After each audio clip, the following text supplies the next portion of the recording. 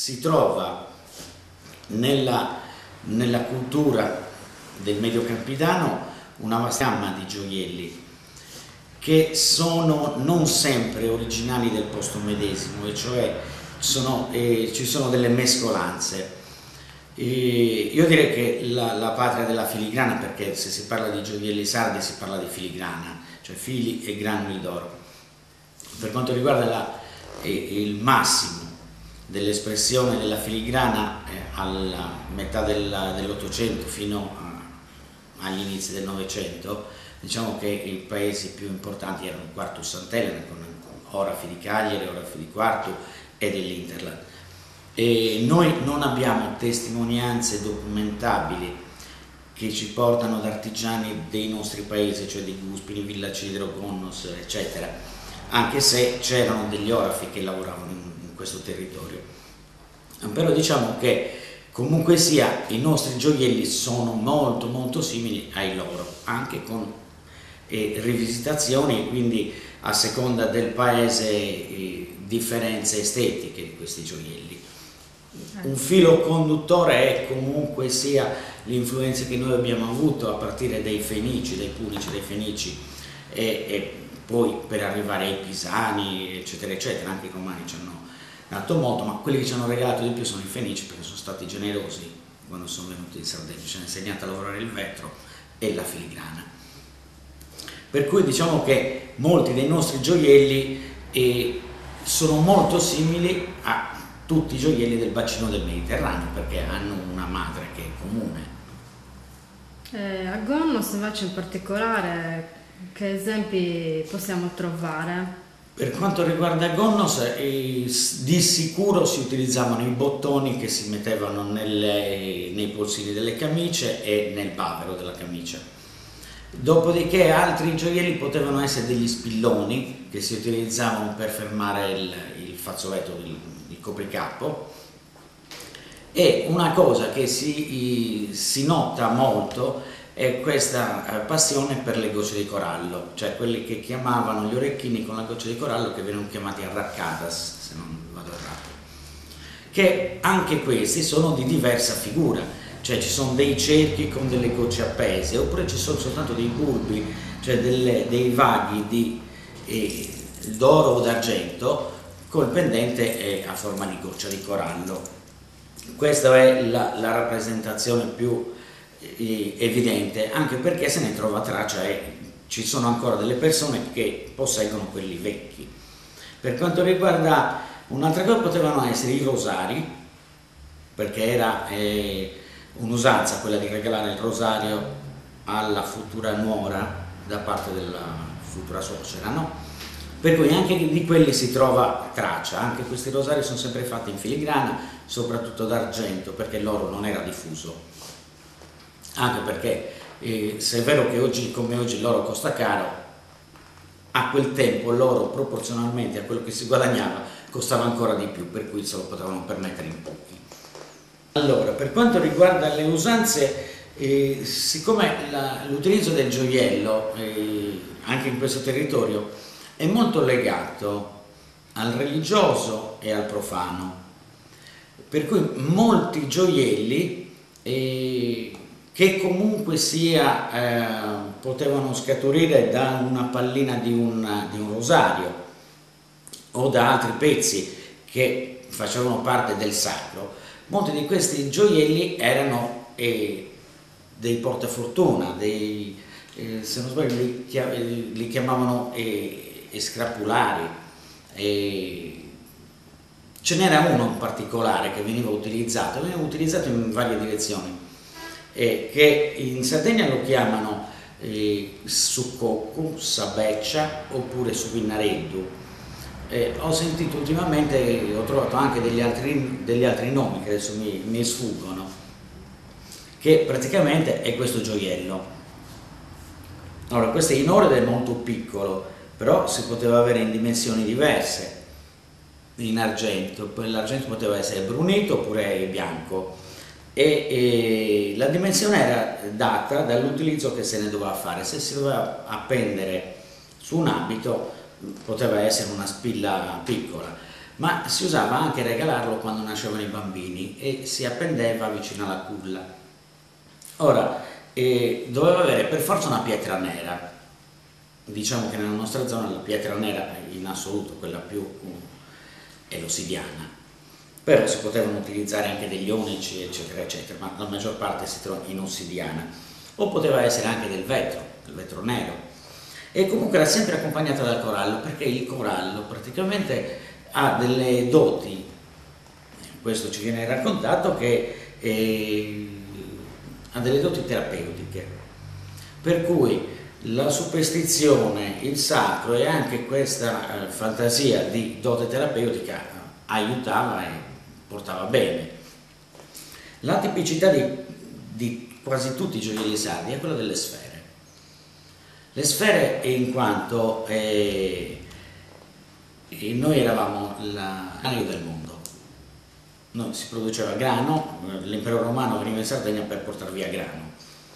E il grano è simbolo di prosperità, è simbolo di ricchezza, per cui tutti i gioielli vengono decorati con dei pallini, e anche in questo caso, forse anche con un po' di fantasia ci possiamo aggiungere, le palline e queste sfere, anche queste determinavano questa cosa della prosperità. Altra cosa, è sempre sulla sfericità, e anche questo nel Campidano è molto diffuso, è il bottone. Il bottone poteva venire utilizzato sia come borchia per fermare un abito, ma di solito era più decorativo che come strumento da utilizzare. Il bottone non è altro che ha questa forma semisferica, questo umbone, che non è altro che la raffigurazione di una mammella, e quindi anche questo, la fertilità eccetera. Quindi tutti questi nostri gioielli raccontano una storia che, se colta a fondo, ci dimostra che non era solo un oggetto di vanità il gioiello, era una rappresentazione ed era anche un modo. E dopodiché c'era un'altra cosa che rappresentava anche chi noi eravamo, per cui il ceto sociale, e allora anche a quello è legato un determinato gioiello. Quindi ci sono dei gioielli che portavano le popolane e ci sono dei gioielli che potevano portare quelli che possiamo chiamare i signori. E come si dividevano in base al ceto sociale? Più o meno come oggi, quelli che avevano di più, quelli che non avevano. Ad esempio i gioielli del popolo, tra virgolette, no, il popolo addirittura attraverso pure delle leggi era fatto divieto l'utilizzo di alcuni monili, per cui al di là del fatto che non si potevano permettere l'uso di acquistarli o di farli realizzare, non si potevano proprio portare. Mentre il ceto sociale, diciamo l'alta borghesia, invece cosa usava? Beh, ma l'alta borghesia comunque in Sardegna non utilizzava solo i gioielli sardi, utilizzava gioielli che andavano al di fuori di quello che era la produzione isolana. Quello che è inquadrato ora è il tipico bottone campidanese. E si tratta di un oggetto che serviva per addobbare l'abito, per arricchire l'abito di chi lo indossava, ma serviva anche come chiusura dell'abito stesso.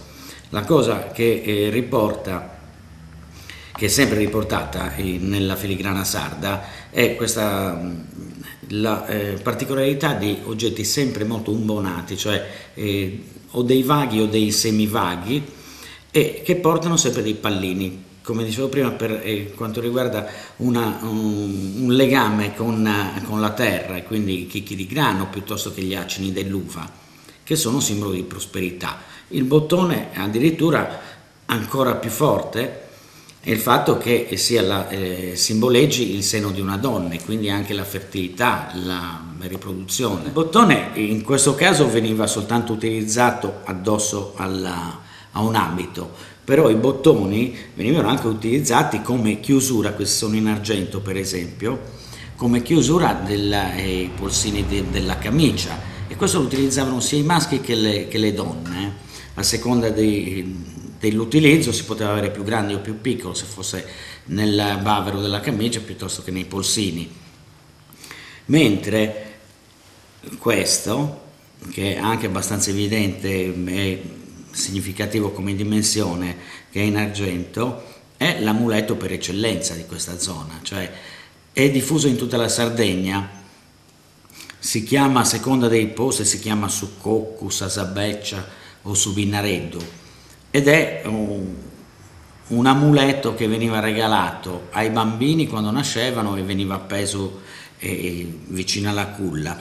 C'era sempre questa pietra nera, che era la pietra contro il malocchio, ed era accompagnato sempre da qualche pallina di corallo.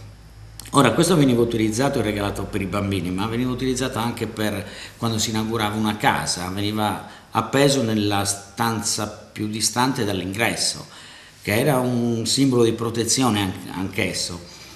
Ce ne sono anche altri, ma non fanno parte dell'oreficeria, tipo quello di mettere un bulbo di asfodelo sotto il granito della soglia. La soglia di casa si metteva un bulbo di asfodelo.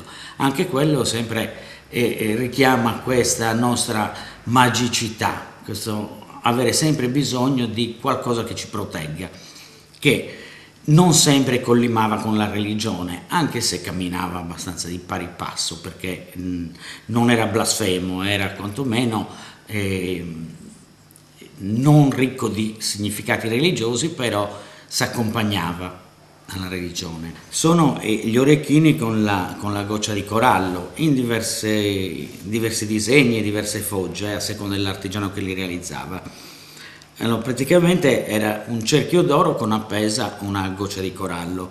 Il corallo è un portafortuna, dicono che faccia bene pure alla circolazione, al cuore e tante altre cose.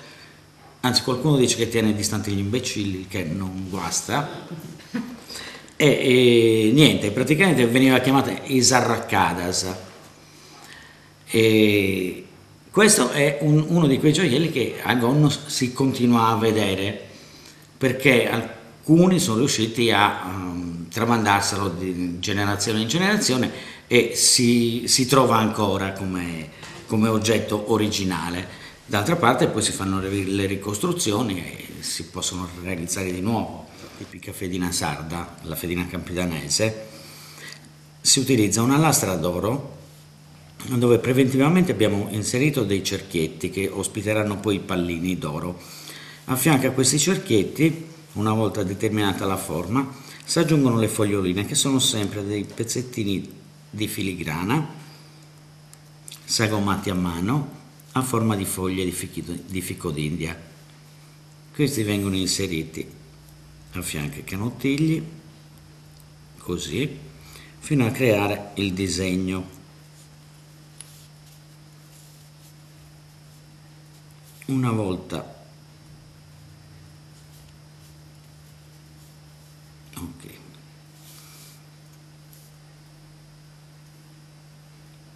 Una volta fatto il giro di tutto l'anello, si mette a spolvero dell'oro e si salda.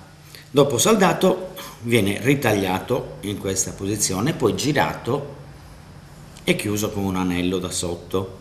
Viene raddrizzato completamente, poi viene messo in acido, spazzolato e colorato. Viene dato un colore che sia anticato con dei sali, sempre una tecnica molto antica di colorazione dell'oro che le dà un certo colore antico. E questo è un trattamento che si fa per tutta la filigrana, senza l'utilizzo di sistemi moderni. Quindi viene lavorato sempre come veniva lavorato sempre un con tempo. le tecniche antiche.